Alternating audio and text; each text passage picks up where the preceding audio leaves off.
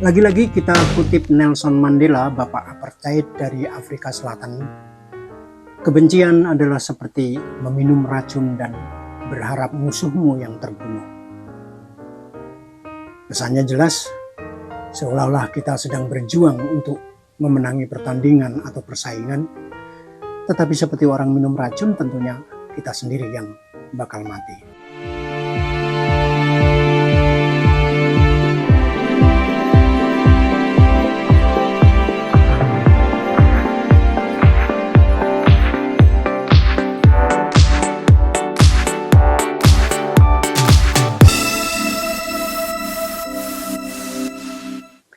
Saudara-saudara sebangsa dan setanah air, sedunia dan seakhirat, seagama, sesuku, seselera, ataupun berbeda-beda, jangan baperan.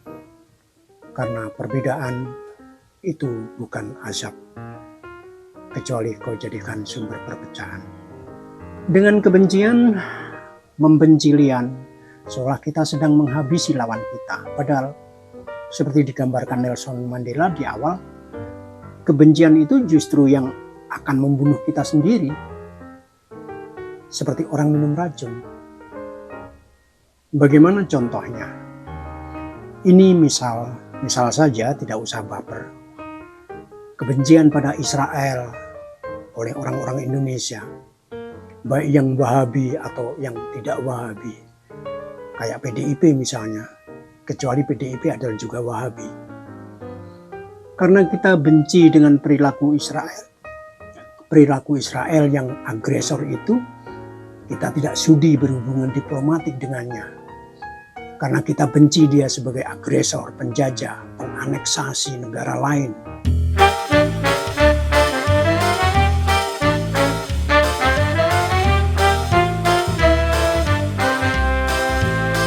Tapi karena berdasar kebencian semata, apa yang dilakukan? Ya hanya membenci. Sama dan sebangun dengan membiarkan apa yang kita benci itu terus berlangsung. Kita baru akan berhubungan dengan Israel kalau Israel sudah sadar bahwa perbuatannya salah. Kapan? Ya nunggu kesadarannya. Kapan Israel sadar? Ya kita tunggu saja, nanti ada waktunya juga sadar. Kalau nggak sadar-sadar, ya kan kita sudah benar dengan tidak berhubungan dengannya. Kalau kita berhubungan dengan Cina yang menjajah Taiwan atau Tibet, India, AS, Arab, Saudi yang juga punya negara-negara jajahan masing-masing, ya tidak apa-apa. Yang penting bukan Israel. Maka di Indonesia kini lengkap sudah jika misal PKS atau PA212, FPI Gaya Baru atau yang capnya gitu-gitu itu mungkin pendukung Palestina sayap Hamas. Nah yang PLO atau Fatah ya mungkin cukup alasan bagi PDIP untuk terlihat kompak dengan PKS.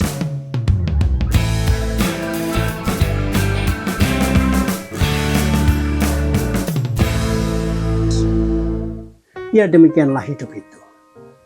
Kadang ada yang menjalani dengan kekonyolan, padahal sebagaimana ajaran Bob Marley, itu pencipta lagu dan penyanyi reggae dari Jamaika.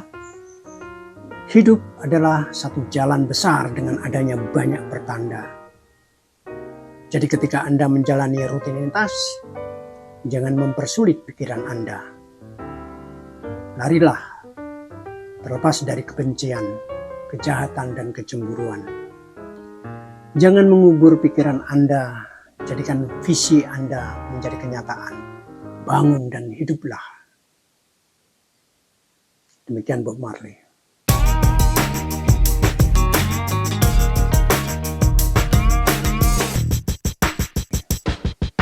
Kebencian tidak akan berhenti dengan kebencian lagi.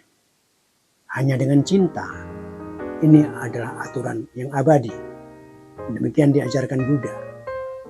Sebagaimana diyakini oleh Martin Luther King, aktivis HAM Amerika yang meninggal 1968, kegelapan tidak bisa mengusir kegelapan. Hanya cahaya yang bisa melakukannya. Kebencian tidak akan mampu menghapus kebencian.